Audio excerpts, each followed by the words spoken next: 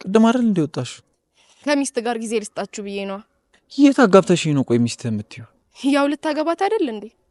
መጋባታችሁ የት ይቀራል? አፍሽን ዝጊ። ቤትን ብትጮይ ይበቃሻል። መንገድ ላይ ልትጮይ ነው እንዴ ደግሞ? እና ሂዳ እኔ አውራኝ ብዬሃለሁ። ቆይ አንቺ እንዴት ነው እንደዚህ ጠገብሽው? ማለት ምን ማለት ነው? ቆይ አሁን ያናደደሽ ቤት ስለመጣች ነው? አይደለም አንተን ስላመንኩ ነው የተናደድኩት። እኔ አልጠራኋትም። አትዋሽ።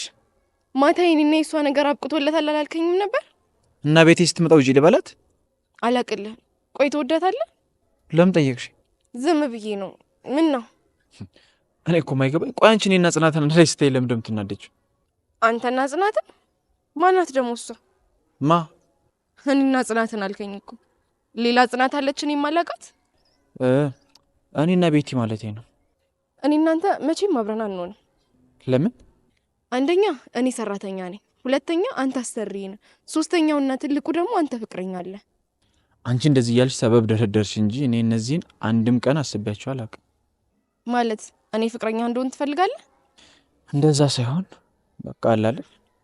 ሲጀምር ለምንድን ነው እንደዚህ አይነት ወሬዎችን የምናወራው? በቃ ቻው። ቆይ በእኔና በቤቲ ግንኙነት ደስተኛ አይደለሽም እንዴ? እሱ በእኔ ፍላጎት ለሚመሰረት አይደለም። ኪራ ልብህን ስማ።